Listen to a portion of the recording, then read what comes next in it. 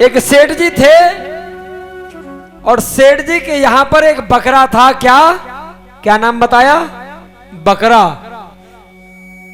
और सेठ जी का ये कहना था सभी से कि भाई मैं जितना इसको भोजन कराऊं और मेरे भोजन के यानी जितना आप भोजन उसको कराओ, कोई भी ले जाओ मेरे बकरे को।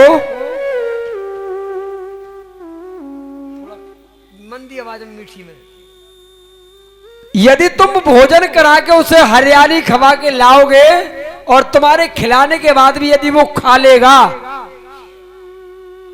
समझ रहे हो, यानी कि मैं तुमको बकरा दे दूं, भोजन पेट भरे खवा दो, और जब कोई उसके आगे चारा डाले तो मोह नहीं डाले चारे में।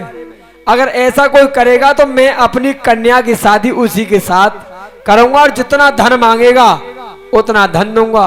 महाराज सब ले जाएं, अच्छा अच्छा खवाएं खूब बढ़िया, और जब सेठ जी के पास लाएं तो फिर सेठ जी खवाएं तो खा ले।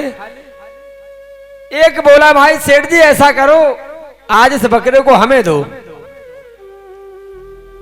आज इसको हम ऐसा चारा खवाएंगे कि ये जिंदगी में याद रखेगा खूब पेट भर के, और तुम इसके आगे फिर मेवा मिष्टान कुछ भी डाल लेना, ले जाओ। अब जाट था महाराज,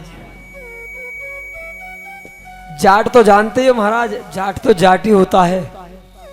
अगर जाट अपनी खोपड़ी पे आ जाए तो समझे काइए ना, उल्टी कर देता खाट, उसी का नाम है जाट।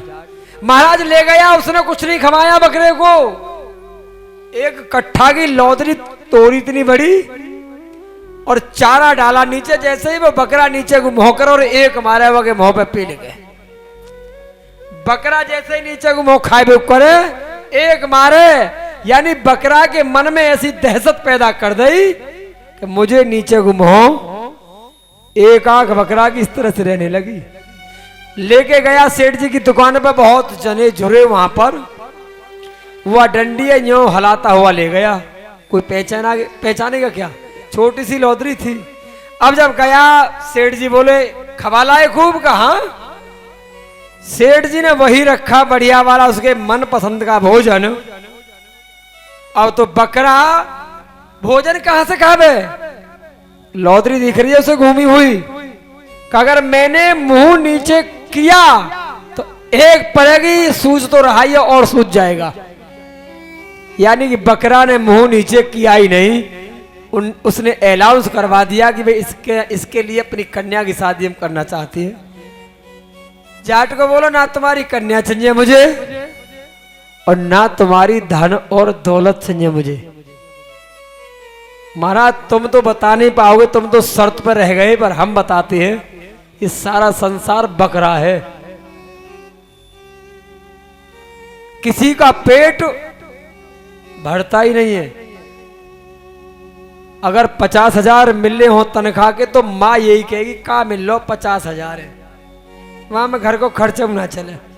ये 99% है। यानी कि आज तक किसी को संतोष हुआ ही नहीं। जब तक उस बकरा की तरह मुंह को ऊपर नहीं रखोगे तब तक जीवन में खुश नहीं रहोगे। कहते हैं